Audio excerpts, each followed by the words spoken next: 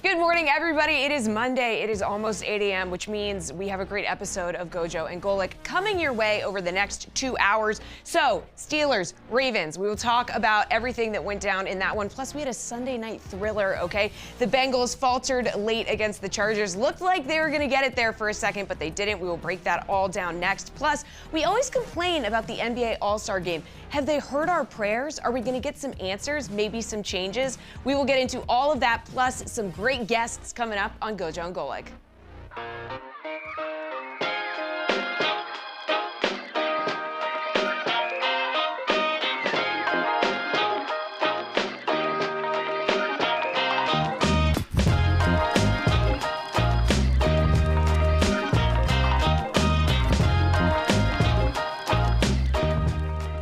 What's up, everybody? Welcome to GoJo and Golic. Mike Golic Jr., Mike Golic Sr., Jesse Cofield holding it down for us in the DraftKings studio in Boston. We got a great show for everybody. As always, we are presented by Campbell's Chunky, the soup that eats like a meal, and we got a great show. As always, make sure you download, subscribe, rate, review us, leave us a 5-star rating, and check us out here live Monday through Friday, 8 to 10 a.m. Eastern on the DraftKings Network, which still includes our brand new YouTube channel, GoJo and Golic on YouTube. Make sure you subscribe, hit the bell, so if you want to watch us, you can do it here right now, and doing it here right now is us, as we are in a very tight table and desk setup in my apartment in California, because Dad was in town last night for Sunday Night Football, which he calls for Westwood One. So, Dad, I hope you enjoy being trapped in your corner of the desk for the rest of the show, because you ain't moving. Yeah, I'm used to my area where I can get up during the break, make a cup of coffee. I've had my one cup of coffee, and that's it. We're stuck in a two-shot again, so when you're talking, I can't not listen to you and do what I want to do, which is check emails, talk with your mother, things like that. Sure. I can't do any of that now because we're stuck on this two-shot. So sorry about that, everybody out there, but boy, yeah, I had certainly more room in the booth last night than I do here, that's for sure. Yeah, no, I appreciate you wealth shaming me. Listen, Your house in Arizona is nice because you have a lot of money. I'm trying to work on that right now. And so in the meantime, I have this apartment here that is very small and meant for one person. And when two people get in here, it gets very complicated. That's the question, Jesse. though. Last time Senior was out there, you made him sleep on the couch. So is that what happened again? No, he lets me sleep in the bed. He is very nice with that. And Mike kind of has a bad back. And I said, you sleep in the bed if you want. And he said, no, I'll sleep on the couch. So, Jesse, he has given me the bed the last 2 times out here. So he has been a wonderful son as far as that is concerned. He wants something. Bed the last 2 times, had the Keurig coffee stuff lined up for him, even brought back a pair of Uncrustables from the game last night for breakfast. Listen, the Chargers, they win as far as snacks are concerned in the media room. They do. Having Uncrustables and by the dozen. And you had him there to eat in the booth, and I'm like, no, save him for the morning. Yeah, it was a great pick. And it was a great breakfast that we just had a little bit ago. Because Lord knows we didn't need anything to stay awake for that game last night. We'll get to plenty of the stuff for the weekend. Shane Beamer, South Carolina head football coach, going to join us in about a half hour to talk college football. Marshall Newhouse, our buddy and former NFL offensive lineman, going to join us in hour number 2 to talk a little bit about what went on the rest of the NFL weekend, which included the Chiefs finally losing a game, the Steelers and Ravens delivering big time on the most AFC North matchup of all time.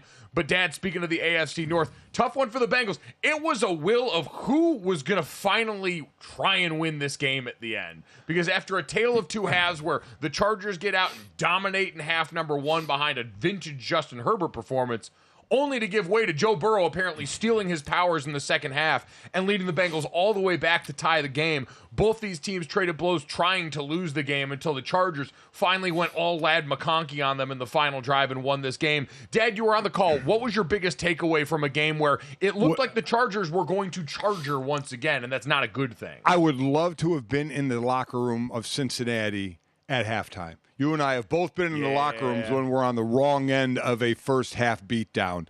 And I said going into the locker room, that Cincinnati locker room is going to be loud. There's going to be stuff thrown. There's going to be yelling that goes on.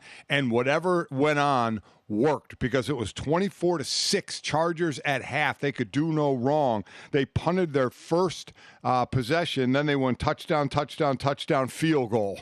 I mean, it was a masterful half by the Chargers. Cincinnati offense couldn't do anything, and the Cincinnati offense is the strong part of the game. They usually have to make up for the defense. But I tell you what, that Cincinnati defense came out just stonewalling Justin Herbert and the Chargers off in the second half. So I'd imagine decent amount of people turned that game off or stopped listening to that game at halftime, thought it was going to be a blowout, thought you can get some sleep before work this morning. But Cincinnati brought it back all the way back 27-27.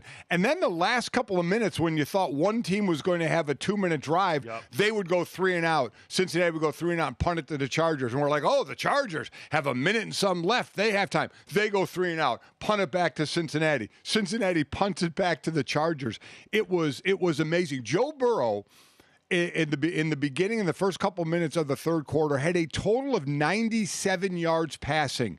He finished with 356 against a defense that had been really a strong point for the Chargers. They led the league in points allowed, still do, but they obviously gave up more than 19 for the first time this year, giving up 27 to Cincinnati. They still lead in points allowed per game at 14, but this was the most they gave up. And Burrow, T. Higgins was back after missing some time at over 100 yards.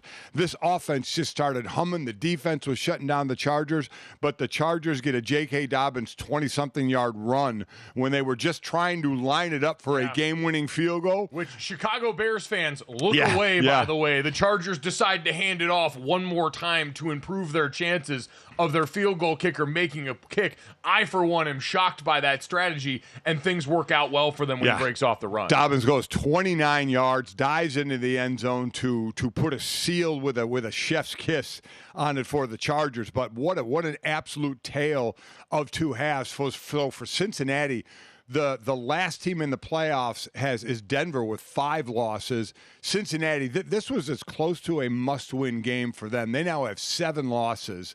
And while the defense played well in the second half, that's still kind of the Achilles heel of their team. The offense has to really outscore in a game like this. 30-something to 20-something, 30-something to 30-something. That's how they're going to have to win. And the Chargers, Jim Harbaugh's odds for Coach of the Year, I'm sure, have been going up and up. Yeah, Jim Harbaugh currently 4th on DraftKings Sportsbook in the odds for Coach of the Year behind Mike Tomlin, Dan Campbell, and Kevin O'Connell. And I'm surprised it's still behind Kevin O'Connell. I am the way too. That the Vikings have looked the last couple of weeks. Just maybe not blowing teams out the way they were before, overwhelming them as much the way they were before. But, Dad, I think what you just mentioned there, kind of the summary of the game. If you're the Bengals coming away, it's the same old story. You're going to have to win games with Joe Burrow and Jamar Chase overwhelming people and playing backyard football more often than not. In the first half, Joe Burrow was pressured, I believe, 7 times and sacked 3 times. The difference of the game was Joe Burrow just decided he was done taking sacks in the second half because the Chargers still got home and got pressure. They pressured Joe Burrow 14 times in the second half, 15 times, but didn't sack him once. He did a great job, and part of that is mobile quarterbacks can go a long way in keeping sack percentage numbers down, and Joe Burrow was able to do that and play some of the backyard football that, quite honestly, Justin Herbert, it really was like they switched powers in the first and second half because all the plays where Justin Herbert was buying time, looking downfield, and hitting receivers on a rope, now all of a sudden sudden became Joe Burrow moving around in the pocket and either taking off with his legs the way that Herbert did in the first half, or finding Jamar Chase and T. Higgins down the field. A couple of inexplicable coverage busts that become a little more explicable, Dad, when I think you look at one of the biggest root causes of this for the Chargers on defense is they just got injured in this game at the wrong spots. Cam Hart goes down at cornerback, who really had blossomed well in the back end of the defense for the rookie Notre Dame corner. Khalil Mack didn't even play in the game. Joey Bosa's been playing with a bad hip. Yep. So Denzel Perriman goes down at linebacker in the second half, and you look, and those are all the places where all of a sudden you get the coverage bust where you've got two guys that think they have T. Higgins, and he goes off for the long touchdown there. It becomes more difficult because their strategy was, hey, we're going to double Jamar Chase on every important down, and we're going to dare you to beat us with somebody else. And then eventually, when Cam Hart's no longer guarding that someone else, now all of a sudden they found themselves in trouble. It was 6'2" Cam Hart against a 6'4" T. Higgins. So at least there was a size matchup for the Chargers. Big fellas. And Cam was doing well. When Cam went out, it definitely started to break down.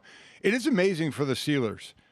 Joe Burrow leads the NFL in passing yards, leads the NFL in touchdowns. Jamar Chase leads the NFL in receptions, leads the NFL in receiving yards and touchdowns. He has the Triple Crown. And Trey Hendrickson leads the NFL in sacks. And this team is 4-7. It's unbelievable. It is so eerily reminiscent of last year's Bills team that was 500 in the middle of the season, and then went on in a Josh Allen-led thrust through the rest of the year to try and march toward the postseason. The Bengals are going to need that similar performance from Joe Burrow, and I'm not sure it's still going to be enough. Here was Joe Burrow, the Bengals quarterback, after the game talking about this loss.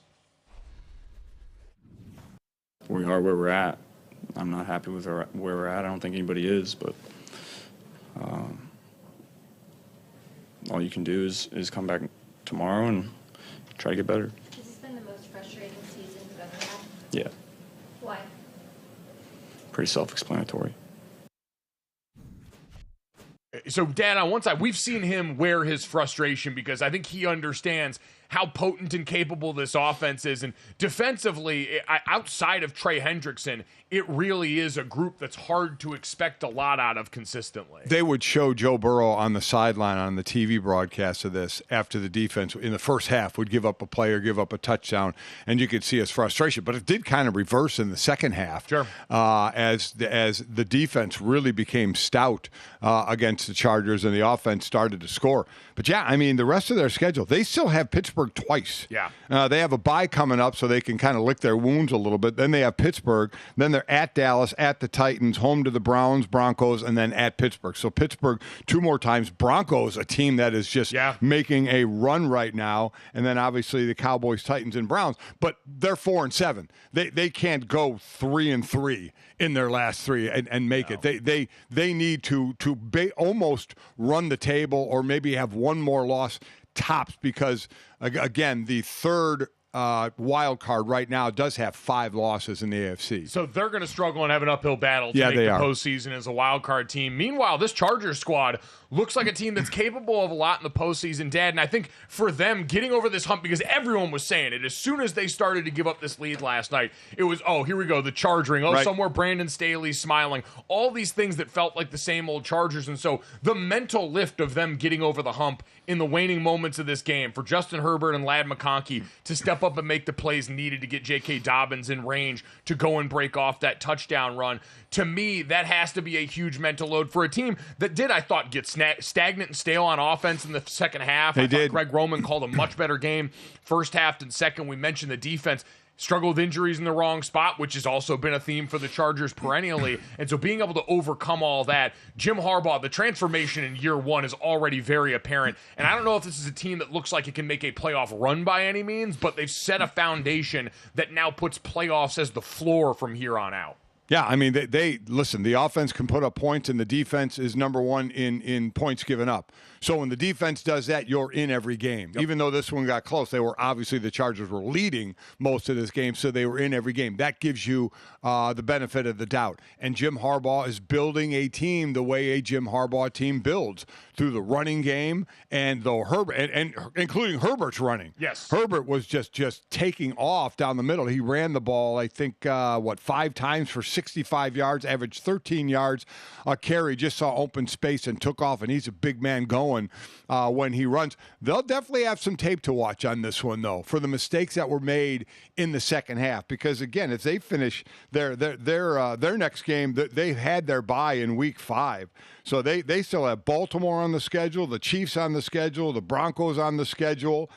So they while they're holding and they're firmly in the playoffs right now, they still have more than a few tough games left. 100%. But if they play like they played in the first half, they can hang with pretty much everyone we mentioned without a doubt. there. Yeah. It's just a matter of holding that consistently. All right, Dad, you've mentioned in your chatter the Steelers and the Chiefs. So now peeling it back, because that was a big win for the Chargers in a lot of ways last night. But I don't know if it was the biggest win on the weekend. The Steelers get a win in division against the Ravens. The Chiefs or the Bills get a win against the Chiefs at home once again in the regular season. Who had the biggest win on the weekend in your mind of those two? Oh, I think Pittsburgh did. I mean, the Bills, we've seen the Bills beat Kansas City in the regular season, right? Kansas City, listen, I think they even knew it wasn't going to be an undefeated team. They've been kind of living on a wing and a prayer and pulling games out, and that's not their goal anyway. It's a nice goal, but not their goal. Their goal is a third straight Super Bowl championship. But the Bills have beaten them in the regular season before. 4-1 in the regular season against the Chiefs since 2020. 0-3 in the postseason in that same time period. So you're right. I can hear Stu Gatz already saying do it in the postseason. Exactly this right. is where it's been. But give them credit for going out there and getting Give them done. credit. Greg Rousseau, like we talked about on Friday, continues to be a monster for them. The Bills outgained the Chiefs by over 100 yards in this game. Right. Josh Allen comes up with the big run, the stumbling moose of a quarterback that he is, finding a way down the middle of that defense on fourth down. So they made the plays, but we know what this is ultimately about. Yeah. I mean, Patrick Mahomes had 11 different receivers in this game. Travis Kelce, just 2 catches. Xavier Worthy led the way with 4 catches. So, again, that's been there, done that. San Diego is a better team than Kansas City. Their offense is Buffalo. A better team than Cincinnati. So that win got a little close, but to me was still expected because their defense is good and the offense obviously can score points. But Pittsburgh holding down the number 1 scoring offense in the league. Crazy. And Pittsburgh wins this game without a touchdown. While the AFC North struggled in field goals, Dustin Hopkins for the Browns, now that wasn't a close game, missed 2 field goals. Evan McPherson last night missed 2 field goals. Justin Tucker missed 2 field goals for Baltimore. Chris Boswell was 6 for 6 in field goals. So they win the game. So that's a credit to their defense. That is a credit. That was the best win of the 3 games we're talking about, without question, was the Steelers getting only field goals, and that's what could cost them down the road, is not being able to put the ball in the end zone. Sure. But they took the highest scoring offense and held them to 15 points. They did. They deserve a ton of credit for that. By the way, that was the part we failed to mention about the Bengals and Chargers game, was Evan McPherson missing 2 bunnies. Now, bunnies by NFL standards, 48 and 51 yards by NFL kicking standards has been somewhat ho-hum. And for all of these guys, Justin Tucker, watching him become human in front of our eyes is jarring, and something I did not expect to see the fall off be this precipitous. But you're right, Dad. In this game, we came in saying the Baltimore Ravens. I agree with you. The Steelers had the biggest win in the weekend because of the way they did it. We all said, hey, the Steelers made this switch to Russell Wilson because they wanted to be able to attack the back end of this Baltimore Ravens defense. And it never really happened in any sort of meaningful way. Russell Wilson was 3 of 8 on passes over 10 yards in this game for just 79 yards. That's not what I expected the stat line would look like if this team went on and win. Instead, they bludgeoned them defensively up front. They were able to shut down Derrick Henry, who was on my daily fantasy team at DraftKings and didn't make me feel great over the course of this one. The fumble almost immediately in this game. Right. But it really was that defense stepping up. And then the Steelers, timely run game, Mike Tomlin pushing all the right buttons at head coach, which has sort of been the theme for him for the year. We mentioned Coach of the Year candidates. He is firmly right now first in the odds on DraftKings Sportsbook, and it's hard to tell me otherwise right now. I think he and Jim Harbaugh should be 1-2. I don't think Harbaugh should be 4 because I don't think anybody expected this out of the Chargers with the changes they made, especially on offense. And I was wrong about the Baltimore. Baltimore was 16 points, not 15, because they were a 2-point conversion with 1:06 to go of tying this game up after a Zay Flowers 16-yard touchdown pass. They missed a 2-point conversion. I thought this game was going to go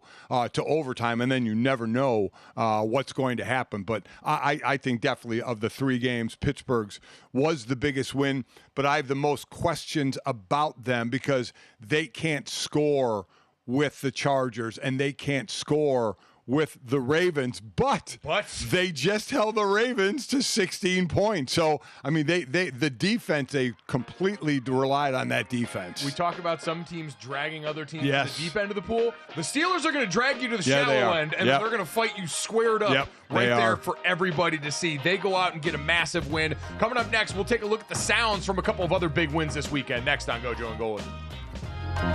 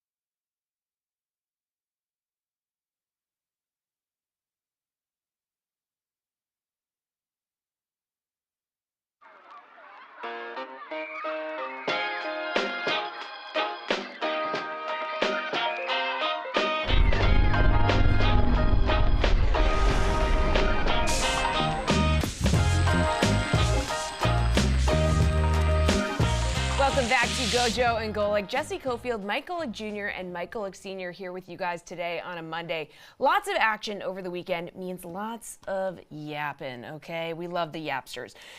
Let's get into it. We know the Bears are making big changes to try and salvage Caleb Williams' rookie season. Okay, they fired Shane Waldron. They named Thomas Brown OC. They still lost on Sunday despite these changes. But here's Williams after his first game with Brown as OC. Been super fast. As soon as a play happened, Thomas was right on the headset, giving me the play, and then from there, I think he just strung plays together pretty well, and formations and motions and everything looking the same. And I think the guy's mindset, and I think it started early on this week when Thomas, got the job. All right, guys. So it was the fourth straight game where Caleb Williams didn't throw for a touchdown, but it was the first game in his career where he had more than 200 yards passing and at least 70 yards rushing. So kind of seems like things are looking up here. Yeah, certainly. Now, accounting for the fact that the Green Bay Packers by no means an overwhelming defense. No. But that being said, Right. we talked about on Friday, when a coach gets fired like that, or your offensive coordinator, it does send that signal to everybody that, like, hey, we can all get it right now. None of us are absolved of the blame here. Caleb Williams reportedly stood up in a team meeting and, took accountability for his portion of what had gone on with the offense. And so I thought he looked better. This offense seemed to function a lot better. They ultimately weren't able to finish the drill with how they played for the field goal at the end, which we can discuss. Right. But I think overall an encouraging sign for this offense if they can string performances like this together, because we saw this earlier in the season for a stretch against bad competition. If your rookie quarterback felt more comfortable, then it was a success. Yes. Right? So, again, as Jesse mentioned, no touchdowns in the last 4 games. But in the last 7 games, only 1 interception. Yes. So he's not turning the ball over. Maybe not completing it as much as you'd like. I just think, again, expectations were too high for the Bears. Sure. I absolutely think that expectations were too high. Caleb made a couple of big plays in preseason early in the game and early in the season. People thought, wow, this team is going to make a run. And while they did improve, especially from the out wide positions on offense, the offensive line is certainly struggling. So I just think if the expectations were the normal expectations, we wouldn't be having this discussion that we're having. I think a lot of people were thinking the Bears are going to make the playoffs this year because Caleb's going to lead them. But they still have flaws, but Caleb is not turning the ball over. And you heard him say it just he was getting the play. I mean, that's what you want for a young quarterback. Get him the play. Have a plan, get him to play, let him take a breath, so he's not rushing at the end of every play. I think it's just provide clarity and certainty around someone who's still learning. And for Caleb Williams, I do think part of that manifests in the big number you saw from yesterday, which was 70 yards rushing on 9 carries in this game for a guy who I think a lot of people thought maybe trying to process and having to process a little bit too much right now. So if you could simplify it some and say, hey, if it's not there, when there's an opportunity, go make plays with your legs, not just the buying time stuff in the pocket, but go take off downfield. You're a good enough athlete to go be effective in that way, as we saw. So I thought that was encouraging for Caleb Williams in this offense. Roma Dunze and DJ Moore both getting over 60 yards receiving, which we know part of this is also, hey, you got to keep those guys engaged who had also been frustrated with the way the offense had gone there. So a positive step in the right direction for Matt Eberflus and the coaching staff. I know they've defended the decision to go and play for the field goal at the end. Right. And I understand it's the NFL. They got a job to do. This isn't quite the college kickers thing. But, man, when you have a timeout and time on the clock to not try and get another playoff to maybe improve your position a little bit, because that was by no means a chip shot that you had been set up for, seems misguided at that point in the game. Yeah, well, it was a little surprising. They didn't try and get it a little closer, and the ball just barely got tipped. So if it's 5 yards closer, 8 yards closer, maybe the ball has a different trajectory taking off of Santos's foot. Maybe it's a little higher and they don't get the fingertip on it. Who knows? But again, they defended the decision. Listen, the offense drove down, got him in field goal position, got him in position to win. And we've seen field goal kickers make, high 40 to 50 yarders. They seem like 30-some yarders in today's game. So the offense did go in a positive direction here of going down the field in that final drive to put them in a position to win. You can certainly debate whether they should have run another play or not, though.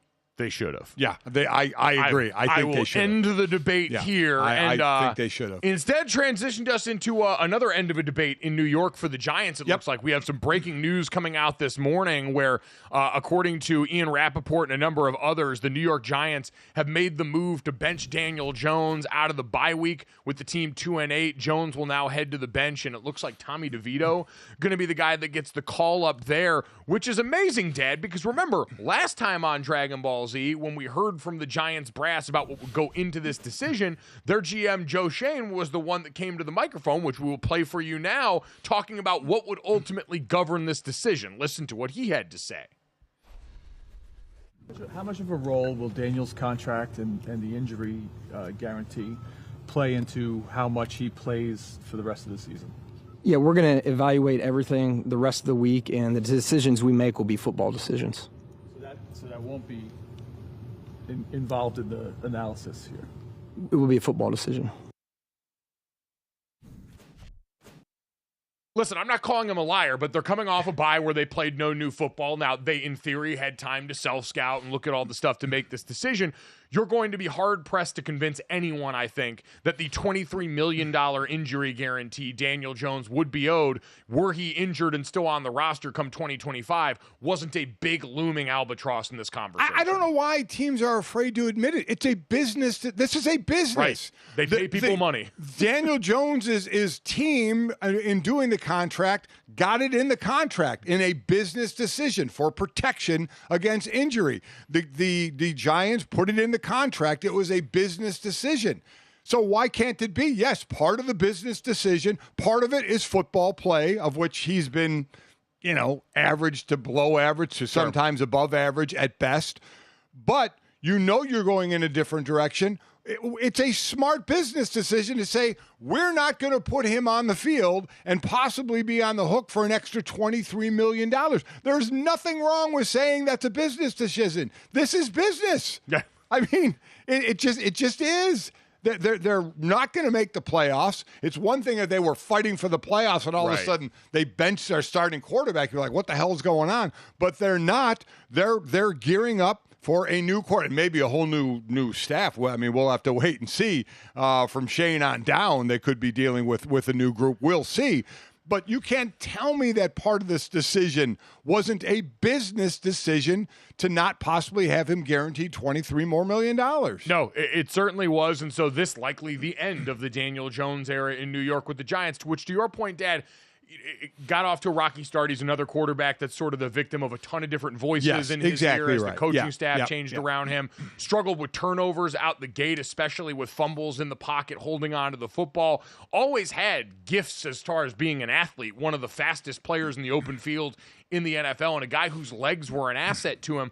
But also, this team never materialized around him in the way that you would expect for a roster that's trying to build around what was the former number 6 overall pick under a different administration led by Dave Gettleman as the GM. We never saw the offensive line materialize in the way they hope. Andrew Thomas turned into an all-pro, but picks like Evan Neal and others never really made it to it and died on the vine on the offensive line. Wide receiver until this year with Malik Neighbors really never really brought over a weapon. There was the Darren Waller experiment among others, but ultimately this is just as much of an organizational failing as it is on the mistakes made by the player. Without a doubt. And he's going to get another chance. Sure. Like Baker Mayfield, like Sam Darnold. When you're a high pick and it doesn't work out in your original team, you're going to get another chance. And when you're incredibly physically gifted like he is, too, absolutely I do think that there's something to seeing a big, strong athlete like him who's still young and saying, hey, maybe we can sit him for a year, put him in the backup role in some room and try and eventually go kind of what Trey Lance is dealing with right now in Dallas, quite honestly. Yeah, and quite honestly, I think played a lot more football. I think Trey Lance should be getting some more time, possibly even starting and seeing what you have in Trey Lance. That's a question for another day. No, certainly there. But again, the breaking news this morning, as reported by Ian Rappaport and others, Daniel Jones now officially benched by the New York Giants, according to reports, likely ending his season that era. And you're right, there's still plenty of questions to be asked about what's going to go on in the future with this coaching staff who now spends the rest of the season under fire. Like, it is interesting. The goal for them is going to be to go out and show enough with the rest of the guys on this roster as to really try and pin the blame on Daniel Jones and say, hey, listen, we believe if we get another shot at quarterback, we can go make this happen. I find it highly unlikely that that's going to be the case, and I have a feeling we're going to be dealing with a clean house in New York and them trying to start over, building around a guy like Malik Neighbors, building around that defensive line that's been so ferocious this year, and having to fix everything else in the process. Yeah, like I said, we never call for people's jobs, but it's the inevitability of every profession, and we're talking about the profession of professional sports, that it's an inevitability, and it does seem when you're going to bring in a new quarterback and start over that you may bring in others to start over as well. All right, Jesse, we've talked about one quarterback in New York. Let's get to the other in Aaron Rodgers from this weekend. Yeah, another disappointing loss for the Jets, another faltering late performance from Aaron Rodgers. Here he is after the game, just, I don't know, trying to sound like there's something to hold on to. In that situation, when you're 7, can go up 9.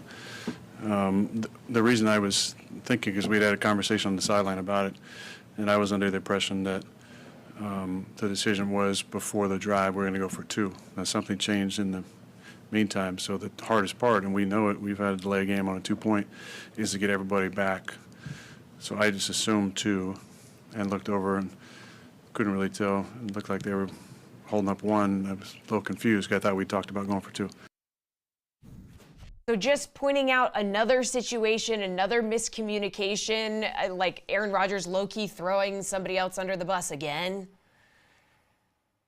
Yeah, I mean, Dad, this has kind of been the story of the Jets all year, right? Where Aaron Rodgers is not going to hide or veil his frustrations for anyone on this team. And in this case, he can even be on the right side, which I think he is in terms of the Jets' decision not to go for 2 at the juncture that he's referencing in a game that they ultimately lose by 1 point. But it's more of the will they, won't they keep it in-house, stuff like that, the interpersonal dynamics of a team that just now is so far gone at this point, and everything seems so far down the road. We asked the questions last week, do Jets fans want Aaron Rodgers back in 2025? I don't know if Aaron Rodgers is going to want to be back for more of this in 2025. I know he gave a tepid endorsement of that on Pat McAfee last week, but man, week after week of this just seems to be weighing on everybody. I would be stunned if he's back. I would be stunned maybe if he wants to be back, or and as a professional athlete with pride, he'd want to go out on his terms. Sure. So whether he plays again somewhere else, we'll have to wait and see. Even if it's not with the Jets, but I would believe the Jets would say,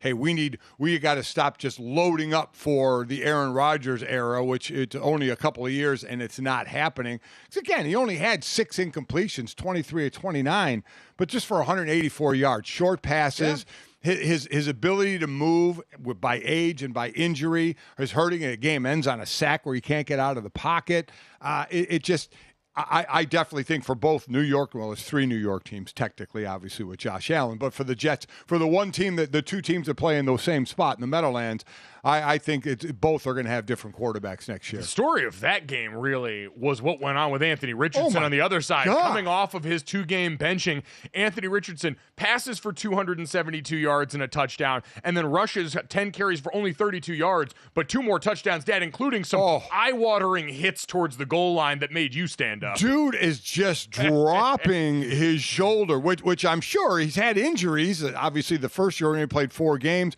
and this year he's been nicked up. And I'm sure you kind of go, no, yes. You know, when he was absolutely laying out DBs dropping a shoulder. He seemed to be taking out some frustration. Yes, he did. Maybe his situation or their season so far on some defenders on the Jets. But I think, Dad, you look at him overall in this game, really encouraging signs. 9 of 12 on passes over 10 yards for 185 yards in this game. Under pressure, which is one of the areas people talk about a lot for him as a young quarterback. 7 to 10 for 114 yards in this game. And so making progress, you saw some good passes in the intermediate to some of those receivers. Josh Downs, not left for dead as some people feared might happen when Joe Flacco went to the bench. And so ultimately another game, we talk about Caleb Williams. Progress looked like progress for Anthony Richardson in a positive direction coming off that bench. And again, maybe the benching, maybe he played with a little bit of anger because he had some nice stats, ran the ball well. The team gets a win, a much needed win. As they fight for a playoff spot. So a good win for the Colts and another disappointment for the Jets. No doubt about it, which has become a theme they're all familiar with far too much.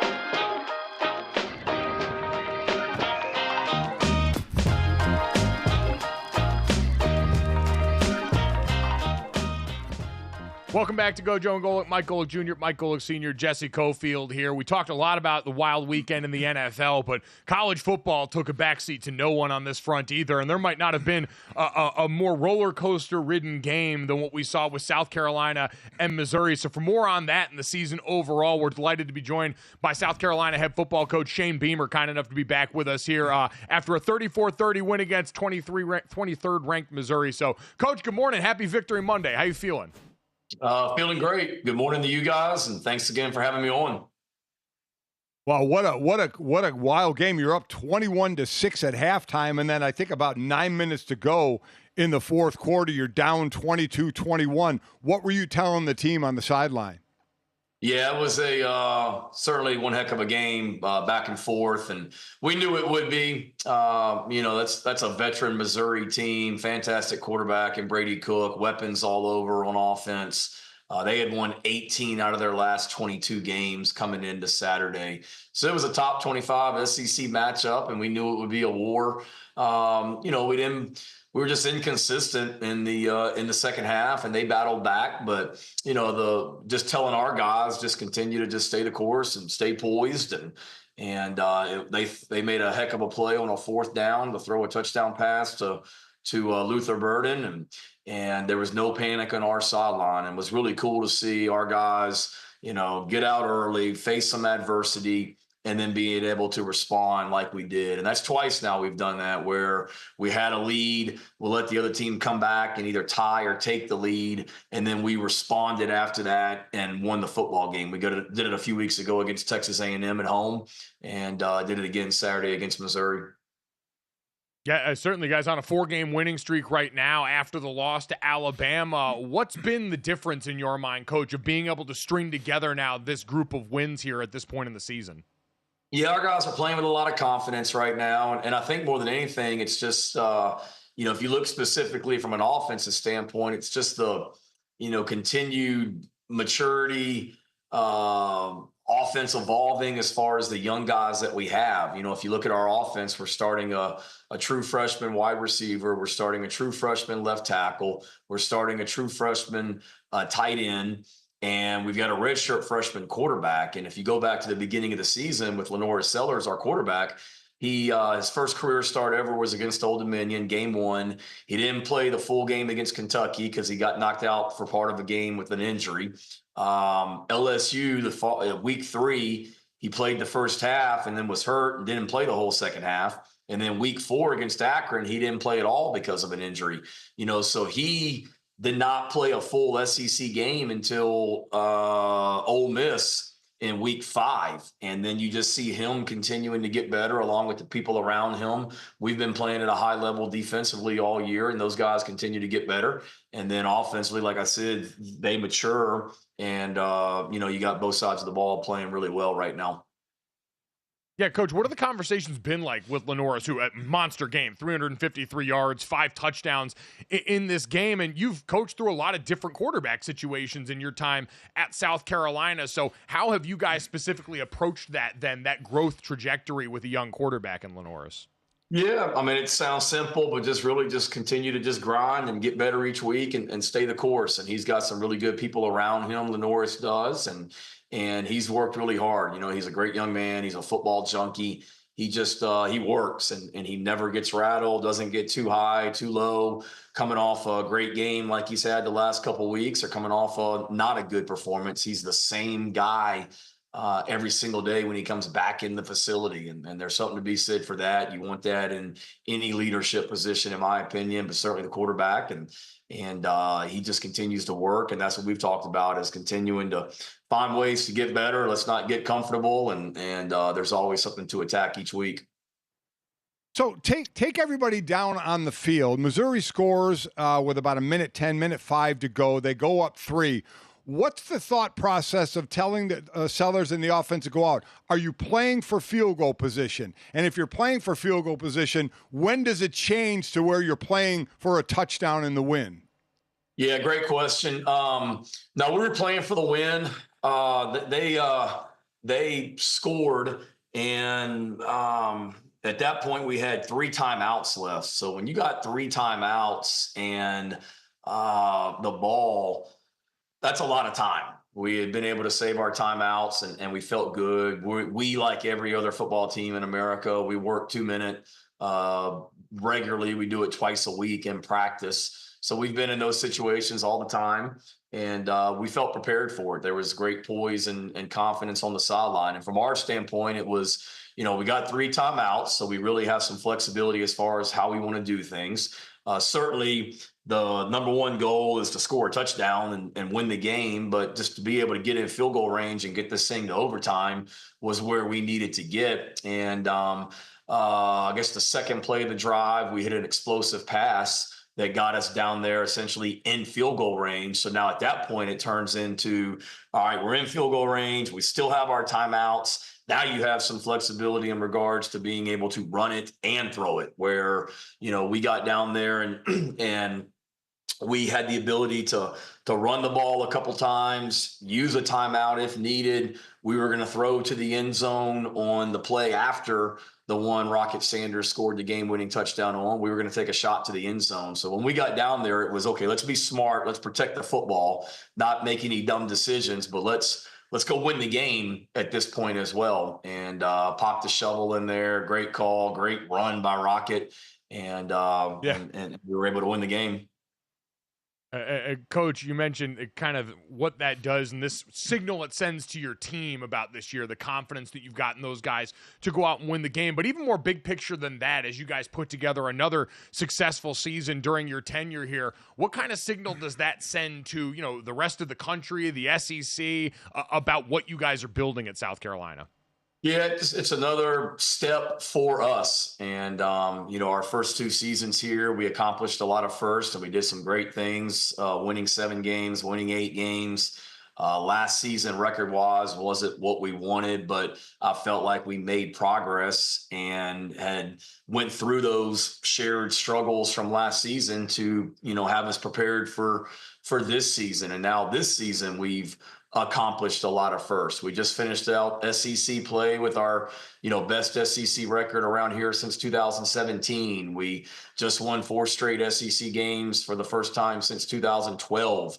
We just beat 3 straight ranked opponents, I believe, for the first time ever. And there's just so much momentum right now with our program on the field and off the field from a recruiting standpoint. We're doing it with a lot of freshmen, and we got some veteran guys, particularly on our defense and offensive line. But you look at our quarterback, he's a freshman. You look at Dylan Stewart, our defensive end, he's a freshman. A lot of our guys throughout the offense and defense are young guys. And then with the recruiting class we have coming in, the recruiting class next year that we're recruiting, there's a lot of positive going on right now. But, you also know we have a lot of work to do as well. We got 2 more regular season games left, and then we'll get ready for the postseason. The conference, there are 2 one-loss teams, and there's only going to be one because it's Texas and Texas A&M, and they play one another. You have a handful of 2-loss teams, a handful of 3-loss teams. Do you feel the conference is about as open as it's been in a while? Yeah, there's no question.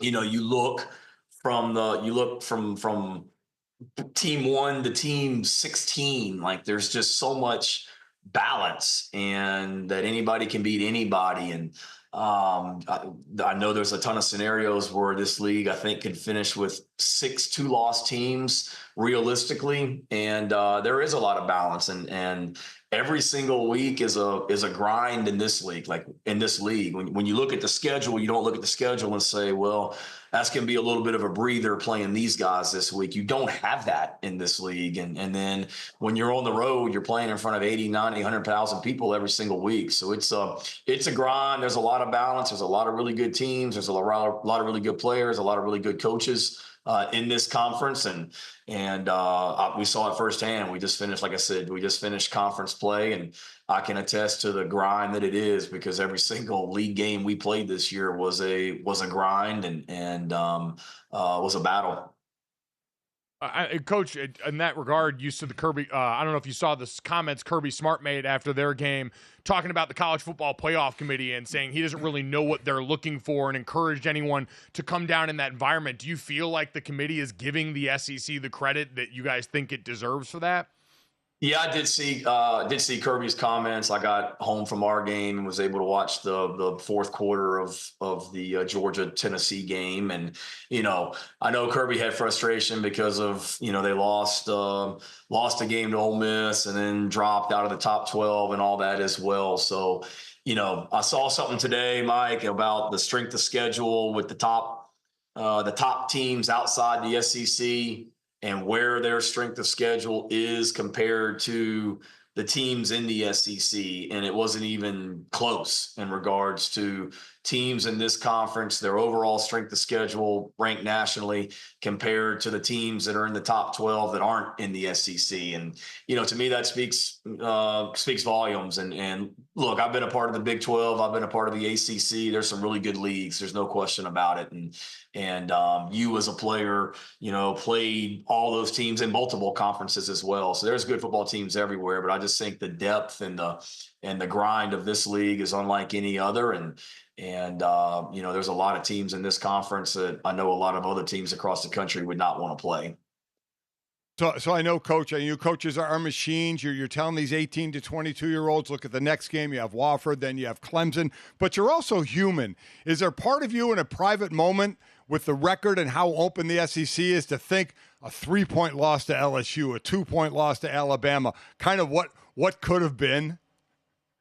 I try not to, but I'm reminded of it constantly by people calling me, texting me. I go home, my wife and kids want to talk about it and all that as well. But it is what it is. We went through those experiences, and going back to y'all's previous question about why we've had some of the success we've had lately. I think you can go back to those losses, and in those losses, we did not do enough things to win the football game, and whether it be turnovers, penalties, things like that. And it was a great lesson for a young team that it's a fine line. You talk about the parity in this conference and the grind that it is. Like, you got to play winning football every single Saturday or you're going to get beat. And we've done a better job, knock on wood, of playing winning football and cutting down on penalties and turnovers and sacks and things like that as well. But, it is what it is. But, we're in a position right now where we're 7-3. We have 2 regular season games left, and then we'll see what the postseason holds. But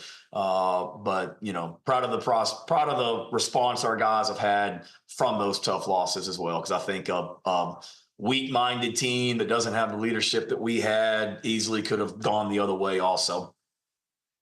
Coach, only about a minute left here, but you mentioned the response and you mentioned your wife, Emily. I'm curious, we all saw the video of you singing Fantasia to her in the locker room after your guys win against Texas A&M. What was the response to that one? Did she appreciate the heart and soul you put into that? I think she did. She may have been mortified that I called her out in the middle of the locker room in front of 120 football players. I'm not sure how she felt about that, but the response was good. The response from recruits, especially recruits' parents, have been even better. And it's funny. Sometimes I'll go around town and somebody might recognize me and usually say, "Aren't you the football coach at South Carolina?" And I took my kids to breakfast the other morning. Friday morning's a little bit of a slower morning for us. So I took my kids to breakfast at Waffle House here in town. And one of the young ladies working in there walked over to the table and said, "Aren't you the guy that sang Fantasia to your wife as well?" So I've got a different, known for something else now as well.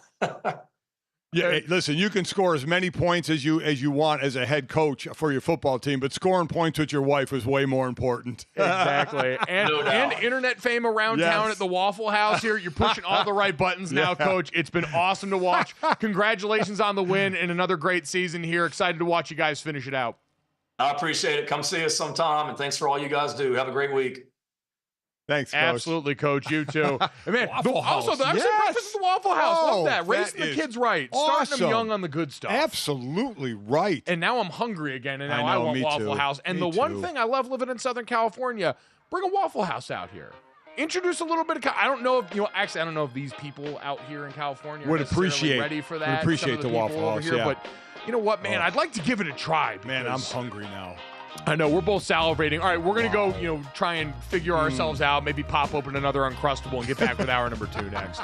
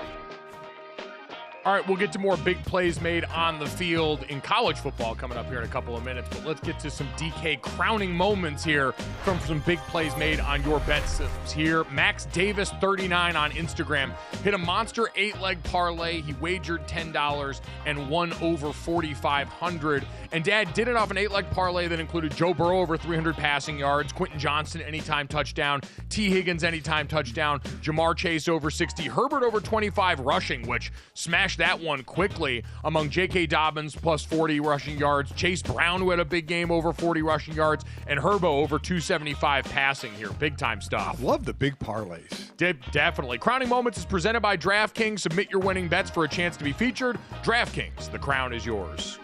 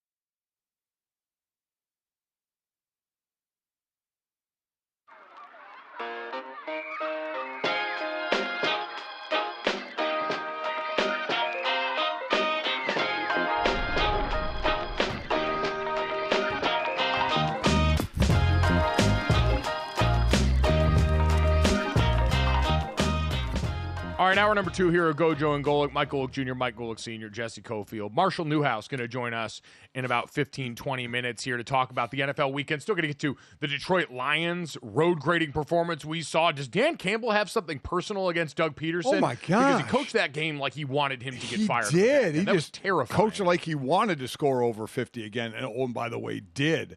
That by the way, did pull that off there. The Rams go on and get a close one. The New England Patriots and Drake May looking really, really strong. Quietly, won't get talked about as much as some of the other rookie quarterback seasons because theirs were already so far gone by the time he got there. But, man, you've got to feel good about the future if you're him on that team with almost no one around. Got to feel great. And Denver we knew their defense was playing well. Yeah. But Bo Nix goes off in this game, completes 80%. I mean, the rookie quarterbacks, doing pretty well. Yep, so we'll get to plenty of that with Marshall Newhouse, plus look ahead to Monday Night Football and the horrors on their way.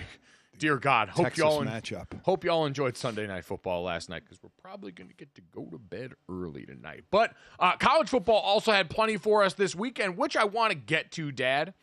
But first, we've got more breaking news. We already had Daniel Jones benched by the New York Giants this morning as breaking news during the body of the show. And now college football news is the utmost important. In the 12-team playoff era, there's so much that's changing over the course of the year. We've got Kirby Smart mad at how the committee's looking and valuing the SEC. Plenty going on here. So this news from Nicole Auerbach should really, I think, recenter us on what's important. Without question. According to Nicole Auerbach of NBC Sports, the Pop-Tarts Bowl will have 3 mascots this year. Frosted Hot Fudge Sundae, Frosted Wild Berry, and a mystery flavor that's coming back from the vault. Only one mascot will achieve, quote, the ultimate pastry dream of being eaten by the winning team, and the game MVP picks the flavor. So the bowl game that has really built on the legacy that bowls like the Duke's Mayo Bowl have begun took it to another level by a live mascot being eaten by a team cannibalistic style. I guess they're not Pop-Tarts eating it, but you get the drift. Yeah. And now going above and beyond with 3 Pop-Tart mascots in the mix here. Which would you go for? The Hot Fudge. Okay, interesting. I'm a wild berry guy. I'm a chocolate guy all the way. I love the fact that the MVP gets to pick it. This should set the tone for all bowl games. We sit there and talked about how bowl games have lost their luster. Well, this can bring it back. The Mayo Bowl had brought it back. You were part of that, dipping Oreos in mayo, and the coach getting a bucket of mayo. Shane Beamer, our good friend, who just joined us dumped on his head. Now, Pop-Tarts, now going to 3 edible mascots here. Bowl games, your move. Rest of your bowl games, step up. Step up in the marketing department. Make it worth your while. It is a reminder. People have talked about meaning in bowl games here. You can create new meaning. That's right. By doing the dumbest things possible. Yep. This is college football. It is a sport defined by doing the dumbest thing possible, often at every juncture here. The only bowl that really doesn't have to is the Bahamas Bowl because you're in the Bahamas. Yep. I mean, enough done. 100%. Enough said. Don't Bahamas need to Bowl, know anymore. Hawaii Bowl would fall into that All one good. too. All good. Love those. You're good. All about it. Don't touch a thing. Steve Levy, best contract in sports. Without Get to question. call that game every year. So congratulations to him. We'll go from that. So again, incredible reporting by our friend Nicole, getting that one to the masses. Breaking news. That's the kind of stuff we've come to expect from Nicole, and so no surprise that she's delivering the big news of the day. The big sound from over the weekend, Dad, came from the SEC. Georgia and Tennessee was the big game of the weekend here, and credit to the Dogs, man. They went out there. Carson Beck had a monster game, almost 350 yards and 2 touchdowns. No interceptions. No interceptions. It is amazing how it goes for Georgia. And we talked about Tennessee. Very good on defense.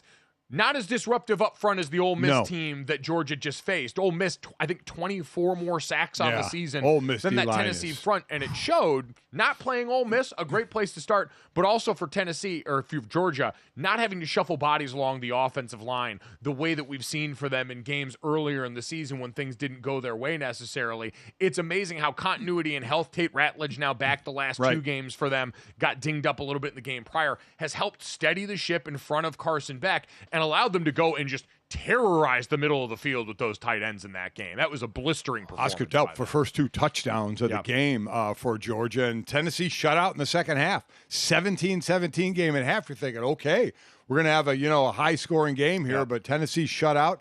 2 touchdowns for Georgia in the second half. Take control and win the game. Nope, a big one for them, and it led to this statement by Kirby Smart, who is now, I think, fully ascended to the Nick Saban mountaintop, because it's not just about wins and losses. It's about what you do when it's on the line for your team off the field. And when it's come to politicking with the College Football Playoff Committee, Kirby Smart took to the microphone talking to Laura Rutledge after the win to take aim at the committee and what he believes is the flaw in their judgment.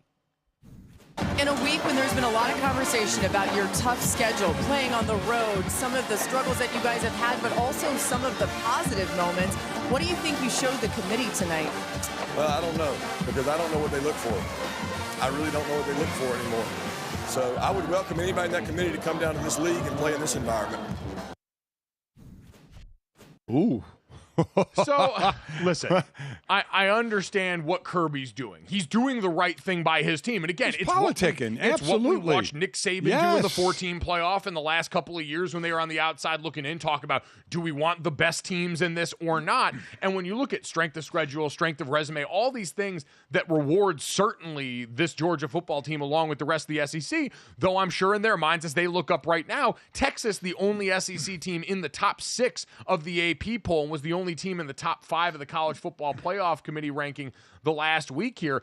By their standards, that's feeling slighted. So he's trying to put the pressure on them, sort of the same way they'd lean on an official. So I have no problem with that, even if I believe that it's obviously wrong and that the SEC gets plenty of respect. Yeah, they do. But right now, it's the Big Ten. And I guess I can understand that as the frustration when you look at what the Big Ten seasons look like the for strength those of schedule. top teams. It's exactly right. I mean, can already tell you what the new top 6 is going to be like tomorrow if you don't want to watch the show. Oregon will be 1, Ohio State will be 2, Texas will be 3, Penn State will be 4, Indiana will be 5, and Notre Dame will be 6. That'll be the top 6. It'll be interesting on how far they drop BYU and Tennessee. BYU suffered its first loss. How far do they drop? Do BYU and Tennessee drop out of the top 12 or to at least number 12 where they could be ousted by but I would say the group of 5 Boise State will be in the top 12. Hell, Boise State the group of 5 may get the 4th spot now. Certainly now with BYU, and I think what you mentioned there, Dad, and what Kirby Smart is talking about is conference perception and how it influences the process here. And I think for the SEC, the fact that, hey, you might not be only one team in the top 5 right now, but then at 7, 8, 9, and 10, you go in the AP poll right now, Alabama, Georgia, Ole Miss, Tennessee, all teams that have beaten each other in ways that make it really complicated to just use head-to-head as the marker for who's the better team in this, puts the committee in a real bind, but also shows you in any other conference, Dad, i.e. the Big 12, if you've got 2 losses, we're not talking about that conference, period. This is what the SEC has built up in terms of, production, recruiting, all of that, but also the brand buy-in that people have towards looking at the SEC and saying, well, if those teams all beat each other, those must all be good teams, as clearly evidenced by the way that they're ranked, and the fact that all of these teams with 2 losses still do have a viable shot. The fact that we were talking about 3-loss LSU having a realistic path towards the SEC title is proof, one, of how complicated the new system is this year in college football with the playoff, but also I do think the inherent respect that this conference has from the committee, regardless of what Kirby Smart says. I got to believe Tennessee is going to drop below Georgia. Now, Miami, Alabama, Ole Miss, Georgia, Boise State are all going to slot up. Sure. Right? To fill the slot up as ND will move up, Miami will move up. And BYU, I think, is the key how far they drop. Tennessee has to drop below Georgia, right? Yes. I mean, they both have 2 losses, and Georgia beat them head-to-head. So yes, you'll see the head-to-head, I think, weighted more in the immediacy after that. And, then after that, how they sort. Ole Miss, who obviously took it to Georgia at home, gets the win there, has to be above them. But where Alabama slides into all this as well becomes complicated. So to me, it's going to be, where does BYU drop to? And Colorado is a win away from being in the championship game on possibly an automatic spot. It's going to be fascinating. Or 2 wins away, I think. That is going to be the most important one because BYU went from this team that everyone from the first ranking, Greg McElroy is saying, was slighted. They should have been higher based on what they've accomplished. And now in the AP poll, they dropped to 14th. Right. How much will the committee punish them there? But quite honestly now, for BYU in the Big 12, we're going to talk more this week about the emergence of Arizona State this year. Yes, what we Kenny are. Dillingham has done in the Valley, because now that team went and beat Kansas State and has themselves in a position where they play BYU this upcoming weekend. Right. And can absolutely beat BYU. And so now if ASU and Colorado win out, CBS Sports before the year, and Roddy Jones and Mark Jones on the broadcast brought this up when they were doing the Colorado game, CBS Sports did a list and ranked the Big 12 coaches. Do you know who the 15th and 16th ranked Big 12 coaches were before the season, according to CBSSports.com? Dillingham and Deion Sanders. They were 15 and 16 respectively. Wow. And now if they both, controlling their own destiny, win out, could play in the Big 12 championship for a spot in the college football But what's going to happen is if Arizona State beats BYU, BYU may already have dropped out. Arizona State's going to move up. Colorado's going to move up. But the group of the group of 5, they're going to be the 4th seed. Right? If Boise continues to win, they're going to be ranked higher than the winner of the Big 12 conference if it's Arizona State and BYU, right? So I think the group of 5, Boise State could have the 4th seed in the rankings. Well, and this Heather Dinich did a great job outlining this yesterday on her social media, talking about if that is the case. And again, this year, the 5 highest ranked conference champions get an automatic bid into the tournament. The 4 highest ranked conference champions get that first round bye. There is a world where a team like Tennessee, who is dripping towards the bottom of that 12-team playoff and coming off a loss this weekend, could all of a sudden find themselves bumped because you've got these automatic qualifiers for the conference champions. And if the Big 12 is outside of that top 12, then who knows what could Right. happen in that Right. way. And that's where I think, again, change could potentially get opened up in this system. Part of what you mentioned there, though, yeah, Boise State gets a win this weekend. That was close for a while. Yes, and it they was. popped it open at the end. Yes, that it was. defense stepped up and made some big plays around Ashton Genty. But Army now is the one creeping up in the rankings a little bit week after week. They've got their game finally, their chance to prove it against Notre Dame this upcoming weekend in the game played at Yankee Stadium. But Notre Dame, on the other hand, firmly control their own destiny, sitting at the 6th seed right now in the AP poll. Yes, they do. Probably going to be there in the college football playoff poll. And with Army and USC left on the schedule, they went out. They're going to be in the playoff, and seeding maybe could get wonky, but it looks like at this point they could be in a great position to host a home game in South Bend in December, coming all the way back from that Northern Illinois loss. Well, I mean, you think of the cold weather teams that could host. Ohio State host, Indiana host, Notre Dame host, Penn State could host. And I'm sure that's part of why Kirby Smart is out here politicking, because we heard during that game, and Chris Fowler sort of cut Laura Rutledge off doing the report about how the Tennessee Volunteers' heated bench wasn't working on a 55-degree night. 55-degree night. It's almost too warm as a football player. It borderlines on it. For a guy that was fat, I liked the Yes. ventilation of a little bit of colder night with a breeze. You get a sweat going. That breeze goes through. It cools down the core. If that affected that, and we're not saying it did, but to make that statement, the heated benches went out and it was 55. Why the hell would you have heated benches out there? I understand the creature comforts, but I'm also someone that played a school from down south in Miami in the 2010 Sun Bowl in El Paso. Where it was 32 degrees. And I get it. Listen, these are Bulls we're talking about where teams will be incredibly motivated. But we always talk about, especially in the NFL, outdoor football, December and January football, the Get way that it can advantage change the in game. the playoffs, For some of these teams that look to try and pass a little bit more and rely on that as a part of the offense, now all of a sudden having to go to a place where there could be inches of snow on the ground come game time, it's a different factor. And it's a great thing for the sport to have this as an element. So much has changed about this. We understand it's driven by dollars and cents, but for home fans to get to look forward to this potentially, and shout out to the Notre Dame brass already changing the dates of finals to potentially account for this, doing big football school stuff. I give Marcus Freeman and that program a lot of credit. The way they have rallied since Northern Illinois, the wins they have put out there, making it not close, leaving no doubt in the way that this team has developed and on defense, weathered the storm through injuries. That is a team led by one of the best, if not one of the best defenses in college football, without under question. Al Golden. Now has gone back and actually earned the right to be in this conversation base. I get their schedule hasn't been the strongest. They've made it look that way. But they are built for cold weather play as well. If they host a game with a tough defense and a great running game, so including the quarterback. So yes, they have come back strong after the NIU loss. They're not playing close games. There was one one-score game. I think it was Louisville, 31-24. All the other ones have been blowouts. They're doing exactly what they need to do for the committee. They need to win out. Army, USC, they'll have a home game. Yep, big one this weekend. Going to play at Yankee Stadium, which is something I got to do back in 2010 very cool. there. Very unique experience. I know some people on the outside are a little bit mixed on the baseball or the football games, hosted at baseball fields type thing, but man, it's a nice change of pace for them. Speaking of change of pace, coming up next, we'll get another voice in here and former NFL offensive tackle Marshall Newhouse to break down everything we saw in the NFL next.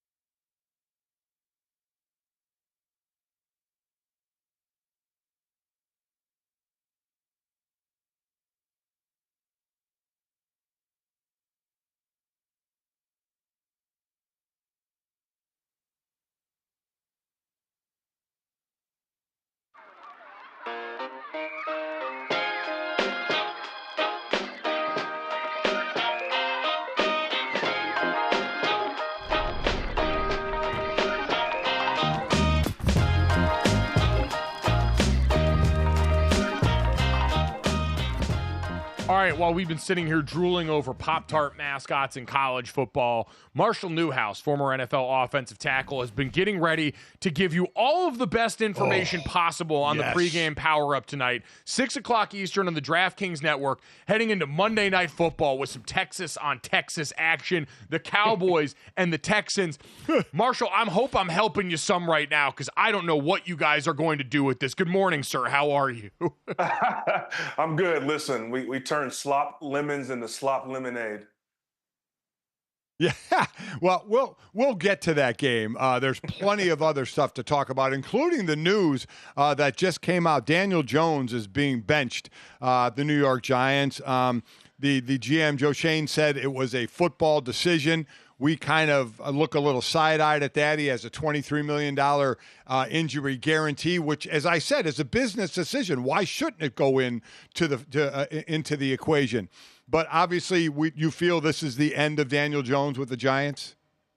Yeah, it has to be. I give him all the credit in the world. I've never seen a quarterback get this many starts for us to prove to ourselves that he's mediocre as Daniel Jones has gotten. Through three head coaching and GM regimes, he is who he is at this point. We can say that definitively. It's different than some of these younger quarterbacks that they're still figuring things out. We've seen what Daniel Jones can be. Literally timed out one of his better performances in a playoff game for the Giants and led to him getting the contract. I don't knock it at all. Make your money. But the Giants have to figure something out for the future. Joe Sheen and Brian Daboll's jobs are on the line for it. I imagine they feel that pressure as well. You're right, though. It's very rare that even a first-round quarterback gets this kind of runway across so many regimes, as we're so quick to try and churn through these guys and find the next superstar. So with that in mind, looking at a couple of the young guys from this weekend, Marshall, let's start with Anthony Richardson. Got benched for 2 games for the aging Joe Flacco and came back and had a monster performance in a narrow win against the Jets. What'd you like about what you saw from him, and do you think this response can be what propels him the rest of the way? Anthony Richardson was one of those guys. He's one of those generational talent guys where if you can wait till the 4th or 5th year and it clicks, it's worth it. You give him the time, you give him the opportunities because you saw things like he can do to clinch the game against the Jets where he just runs over a linebacker. We've seen that benching used to mean like a black and white flip a switch. This guy is done. We're finished with him, at least in the short term, midterm. But no, we saw with Bryce Young and now Anthony Richardson, these guys got thrown in prematurely. You want to see what they can do. They struggled mightily, but things were just moving way too fast. Give them a chance to sit on the bench, learn from a vet, see how a vet just goes through his game day, his game week, how he game plans, how he manages the game. Managing the game is not a negative term. It's how you prevent your team from losing, even with all the talent in the world. So Anthony Richardson came back, looked like more of a complete quarterback. He's got a long, long way to go, but it's obvious he's got everything there for the Colts. And so if you got to, give him time again, do it again. Manage his mental. Marshawn talks about manage your mentals. They've got to do that. That is the job of the Colts front office and Shane Steichen, but he's got everything there. And so I look for him to continue to progress, but they've got to do that in a controlled manner so you don't ruin this guy. And how about a Bo Nix? Denver now 6-5. They have in the playoffs at this point. He completes 28 of 33, 4 touchdowns, no interception. How he's coming along with really a quarterback whisperer in Sean Payton. Yeah, there was a moment there early on where we weren't sure. Sean Payton, I don't think cares that you're a young quarterback. You're going to get everything in the offense, and you're either going to, swim or drown. And Bo Nix was drowning early on. But, from a guy who was an older quarterback coming out of the draft, significantly older than most of his peers, and who actually was a very accurate quarterback, this progression seems like it's something that makes sense. I still don't know if I believe and trust in Bo Nix, but he's proving a lot of his doubters wrong. Can this be something that's sustained and leads them, who they've got a great defense, leads the Broncos into the playoffs and doing some damage? And then in the future, is he the guy that Sean Payton wants? Now, he's definitely a guy that Sean Payton wants in the short term, but we've seen his attitude change toward players in a heartbeat. But props to him. He's playing a really, really good football right now, especially compared to how much he's progressed from the beginning of the season. So progression made there. Marshall, I want to look out in the NFC West. Seattle gets a late come-from-behind victory off some Geno Smith heroics against San Francisco with the 49ers, who second week back with Christian McCaffrey, got a little bit healthier, even though they lose Nick Bosa in the middle of this game here. Is this just sort of who San Francisco is this year, Marshall? Like, should we stop expecting some big market change into what they've been the last couple of years at this point? Well, people forget, they've got all of these amazing players that are specifically tailored to this Kyle Shanahan offense, but they're all 1, 2, and 3 years older than they were when we've seen them dominating people. That matters. Now, listen, on aggregate, they're still a really, really talented team. And I feel like, Brock Purdy at times is holding them back a little bit. But all these pieces are still there. They're still talented, but they're a year older. And this is a hotly contested division. If you look at the standings, 5-5, 5-5, 5-5. One team is 6-4. And so in the margins that we know the NFL thrives, can you win in the margins? They're losing their edge. I would imagine they've lost their edge. And their edge was always, we're going to run the ball more physical than you in a more creative way, and we're going to take our shots with Deebo Samuel and George Kittle. And they're doing less of that. Juwan Jennings has turned into a monster for them. But sometimes it's just not enough, especially when you got a guy who's as talented as Geno. I'm shocked by Seattle's defense, to be honest with you. But, yeah, San Francisco, I wouldn't call it a regression to the mean, but this is just what happens when you have aging players who are losing health and you can't get them all at the same time. Yeah, Kittle missed that game with a hamstring. We talk about a competitive NFC West. Is the NFC competitive? Detroit, just as Mike said, did Dan Campbell have something personal against Doug Peterson and just the butt whooping that went on? Jahmyr Gibbs, David Montgomery, and Amon-Ra St. Brown all scored touchdowns in the same game for the Lions for the 8th time. That's the most in NFL history.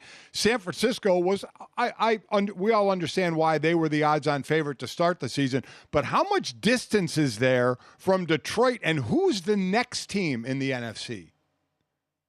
Well, for a while there, we thought it was Minnesota. But again, Detroit has just the most complete team in the NFC.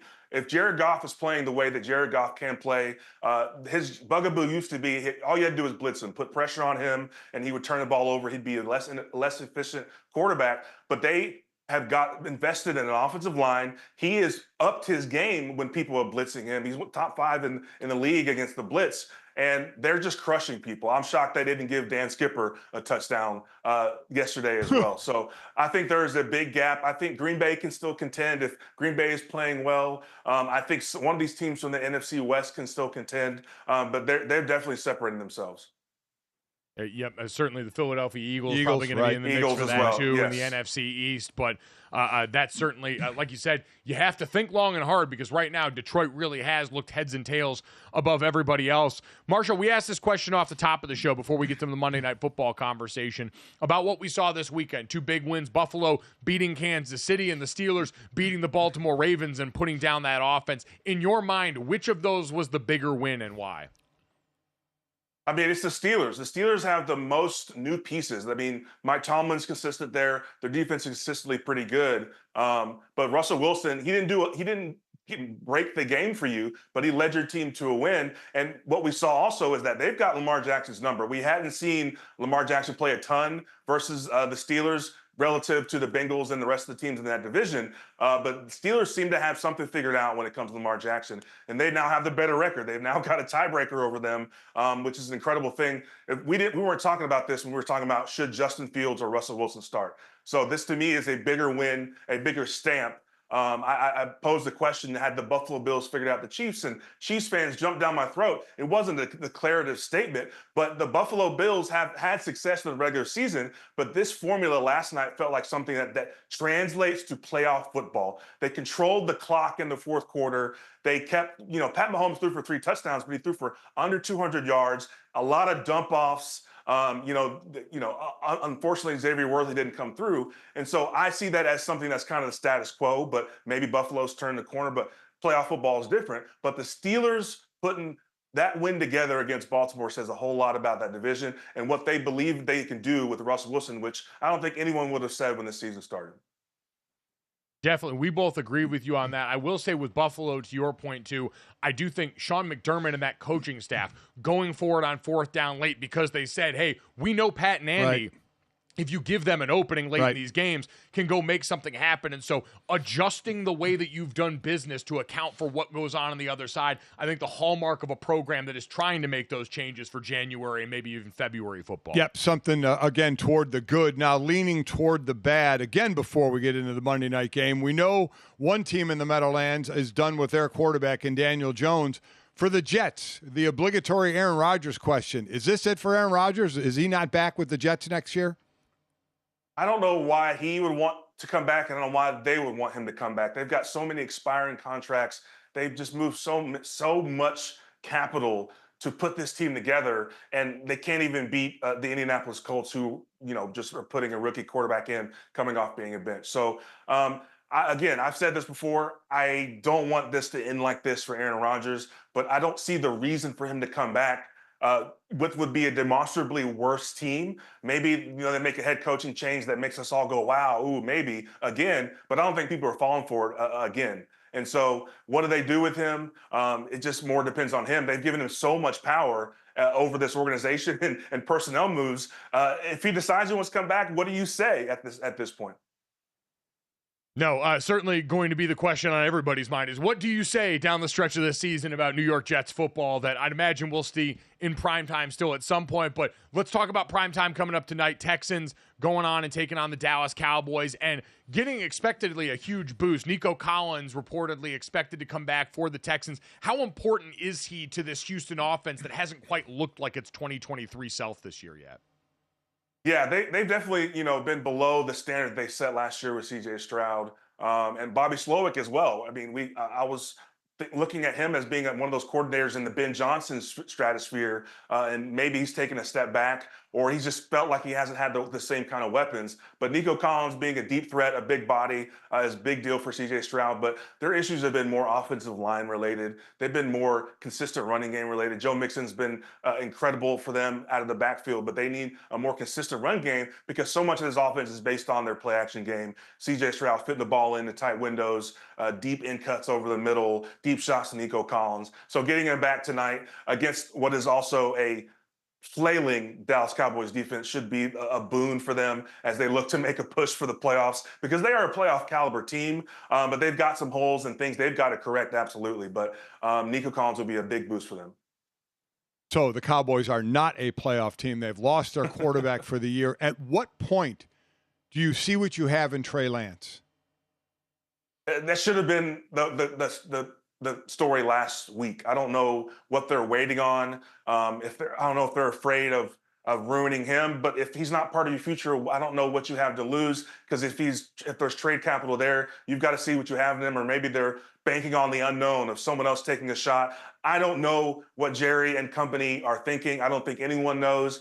He likes to come and tell us what he thinks we want to hear, but ultimately we're not sure how this team is run. And so, yeah, with Dak out, and we know what Cooper Rush is. We know there's a ceiling there. So I don't know how for guys like Micah Parsons, and he alluded to older vets like Zach Martin, what is the rest of the season for? Are you trying to find out what we have moving forward? Obviously, the playoffs aren't an issue. I don't know. The team seems rudderless. Mike McCarthy seems, I love Mike. I played for Mike. It seems like a lame duck situation. There's so many oars in the water. I don't know which direction they're going. I'm not sure that the players know which direction they're going. And that's a sad state of affairs for such a traditional organization. But it starts at the top. We know this. At least we know where the night game at home, it won't be going in the direction of the sunlight No in sun. that end zone. No sun. So at the very least, we can take that off the menu for the Cowboys discussion tomorrow morning. The rest... Yeah. The rest you'll have to hear tonight again, 6 o'clock Eastern on the DraftKings Network. Marshall Newhouse joins Claudia Bellafato, Trey Wingo, and Emerson Lazia in the pregame power-up to get you ready for everything you need to know for fantasy purposes, betting purposes, all sorts of great stuff that's still hugely important in this game, even if the teams are a little bit different than what we expected at the start of the year. Marshall, always appreciate it, brother. We'll talk to you next week, all right? Thank you, fellas. Thanks, Marshall. Yeah, a special one in there. The Cowboys 0-4 at home right now at AT&T on the line tonight, and certainly doesn't look like they're in position to go and change that as a 7-point dog. And I agree with Marshall. What are you waiting for on Trey Lance? You got to find out what you have. Nope, I would agree. So we'll see if they can find that out. Coming up next, we'll unwrap what we got out of the Tyson Paul fight on Saturday next.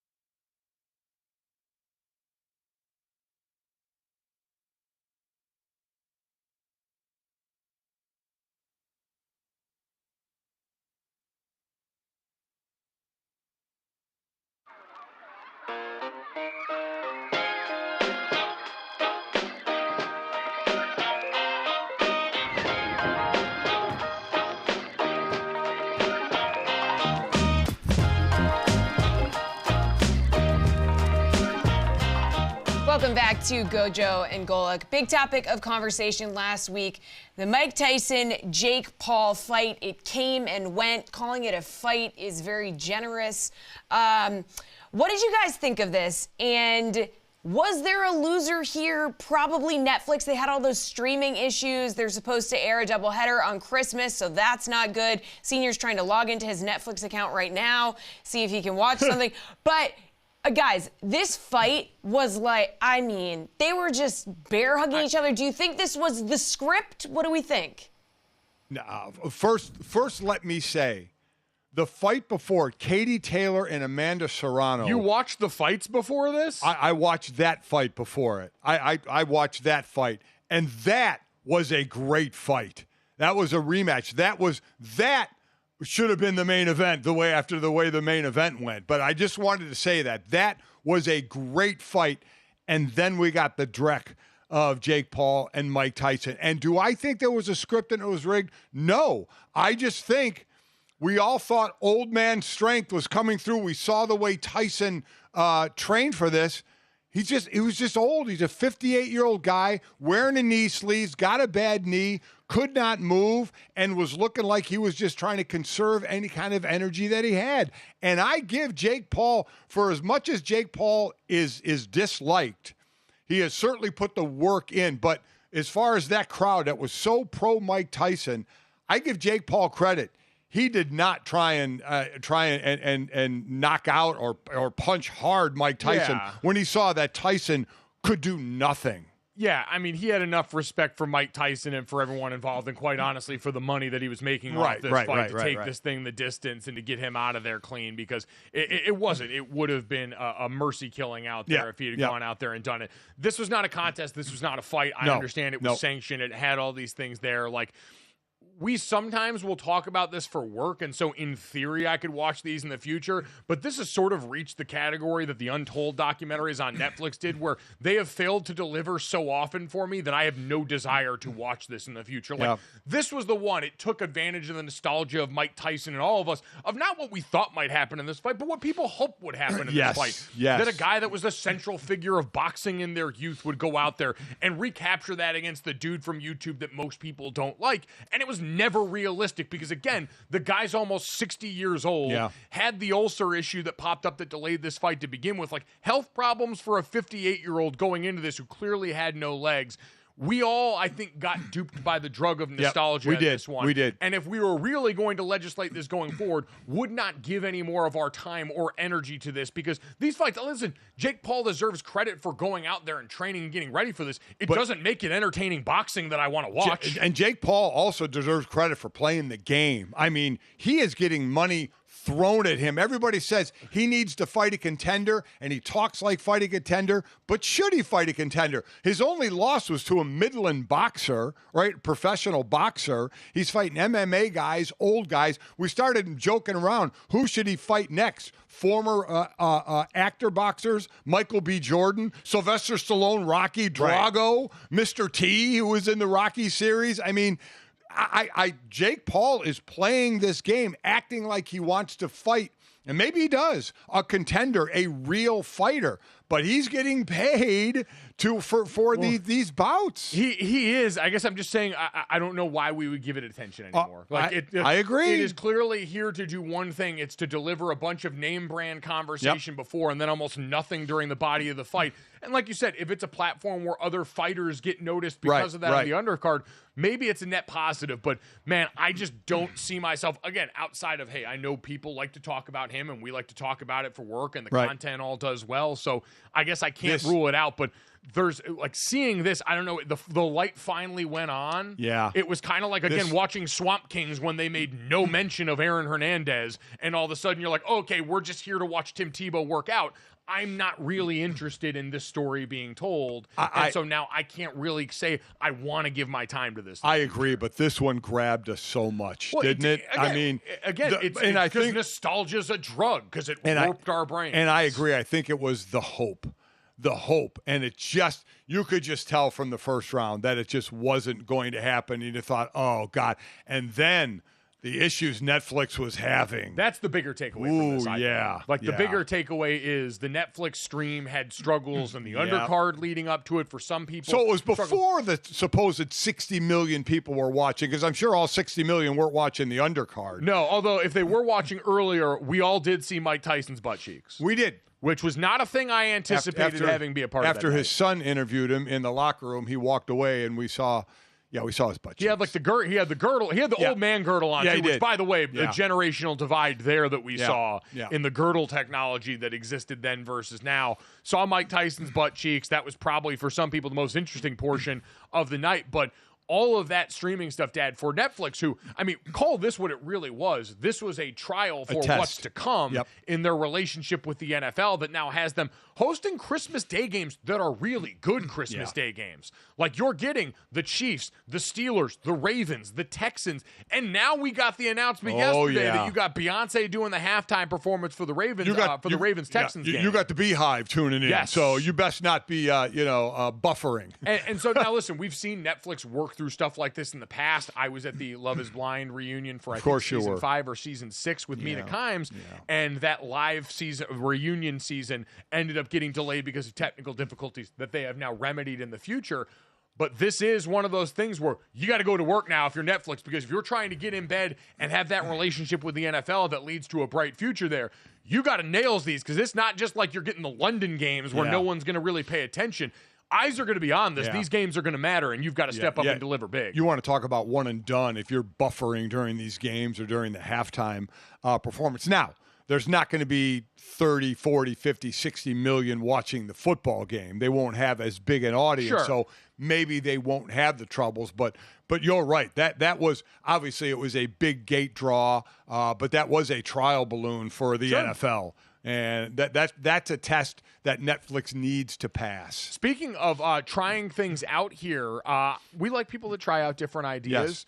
Did you see the NBA proposal here for the All-Star game, the All-Star tournament, with 4 teams here, including the winner of the Rising Stars game going? Right. Do you like this as a potential solution for the All-Star problem? I don't know if I'll like this as a solution, but I like they're trying something. Yes. Just like the NFL. We knew the game wasn't the game anymore, so they turned it into a flag game. They do different things, a skills challenge at the Pro Bowl as well. So I'm happy they're trying something, right? Because the game is unwatchable. The skills competition still fun to watch, just like in hockey.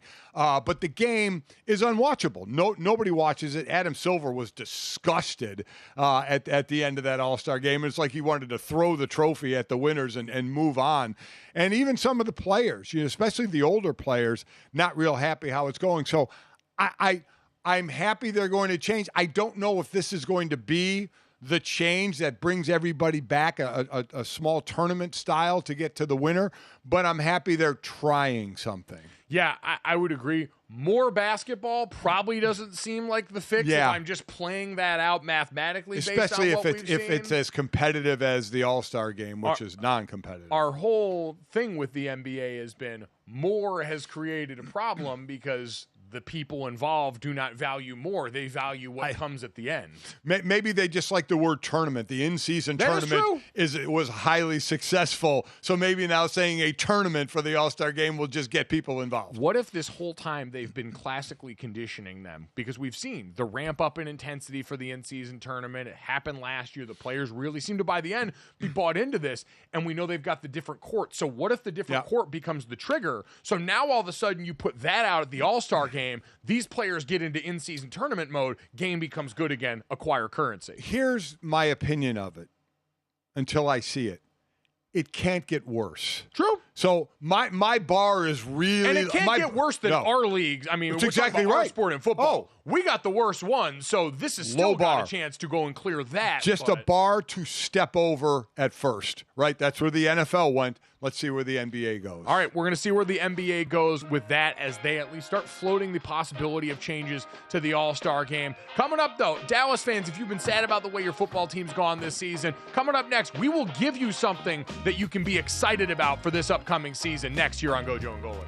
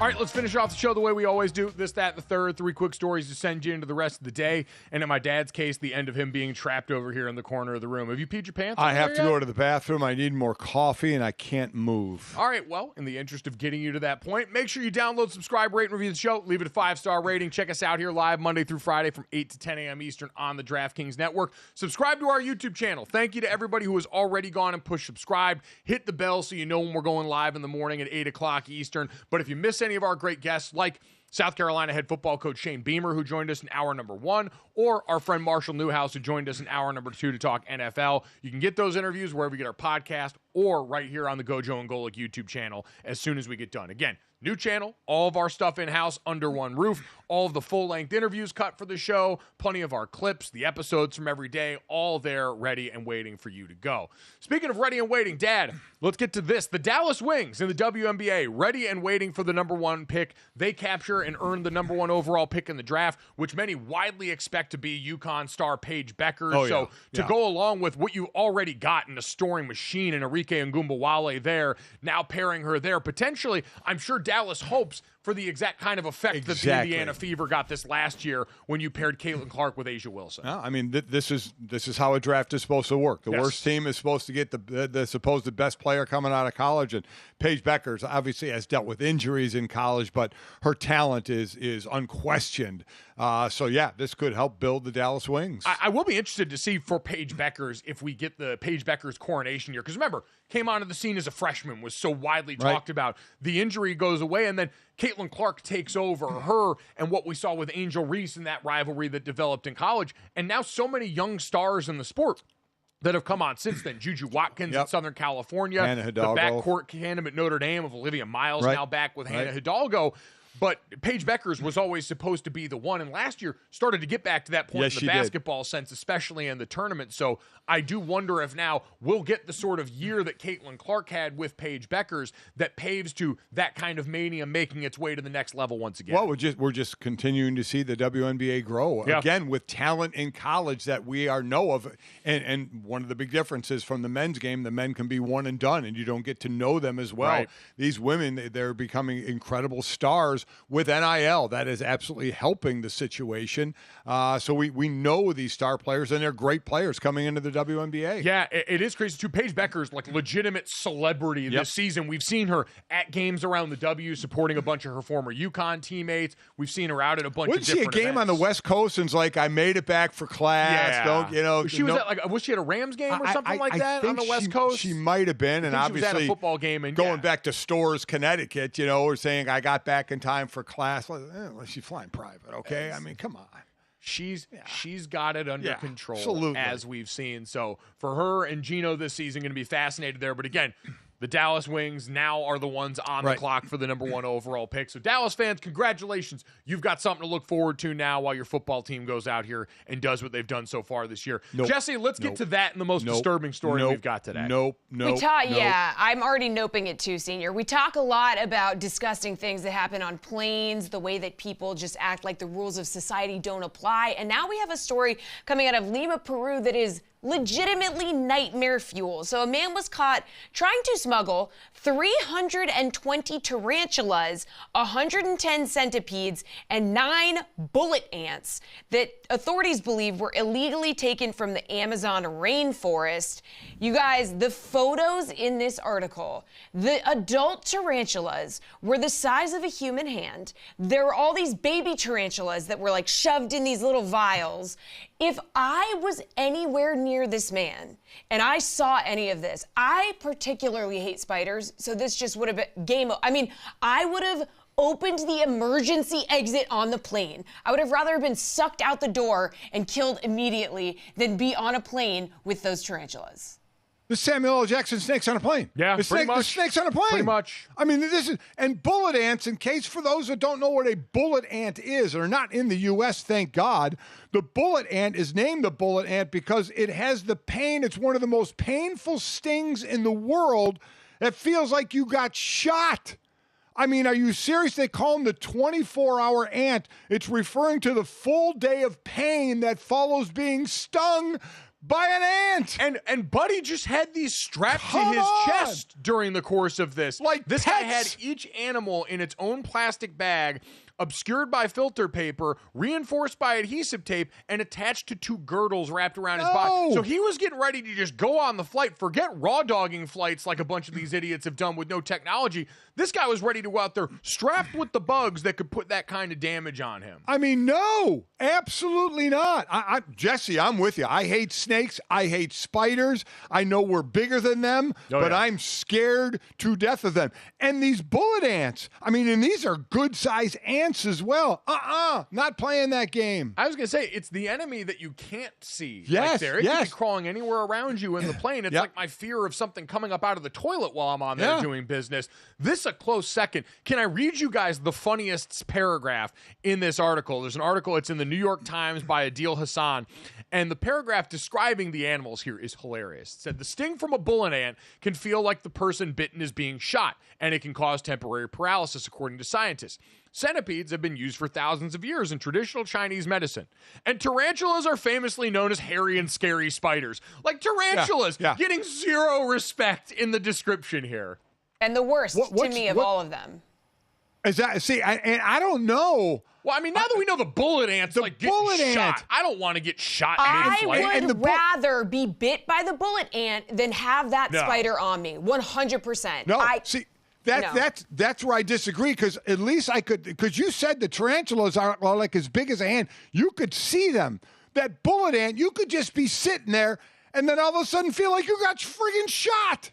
Oh, my God. Yeah. They're all horrific. Imagine that. You're getting ready to enjoy some Biscoff cookies or a package of nuts or some pretzels or something. You're deciding whether you want ice in your orange juice, which the answer should always be yes. Invite the texture and cold into your life.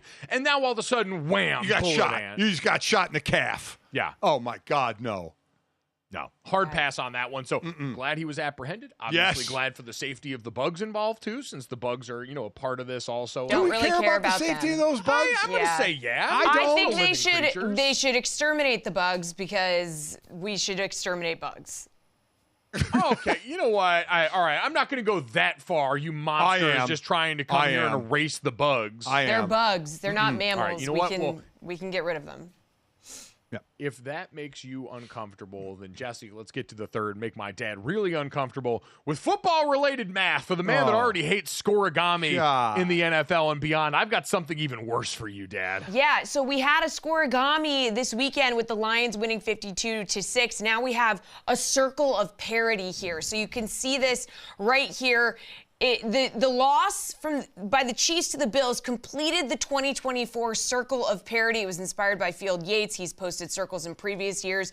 So here's a possible circle. The poster says there might be more. But, Senior, we know this is your favorite thing ever.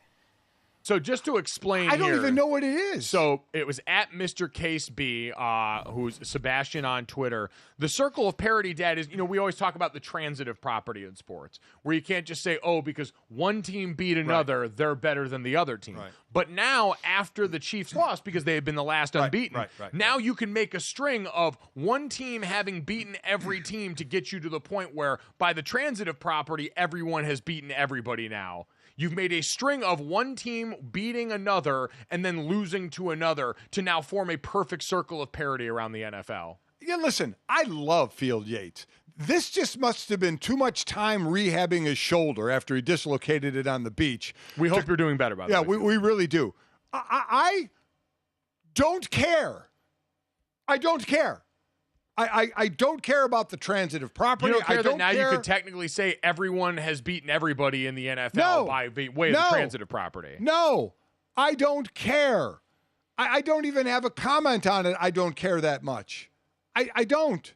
There's nothing. It looks really nice, too. It's a circle of friggin' helmets around the NFL logo. Yeah, men will do everything except for go to therapy. This is what it's like. Men will do everything except go to therapy. They're out here creating circles That is pretty true here. Yeah. That is pretty true. And honestly, reading through this actually should qualify as therapy here. Listening to this podcast may be therapy for some people. If it is, download, subscribe, rate, review. We love you and you're doing great. Thanks so much. We'll talk to you tomorrow. Go to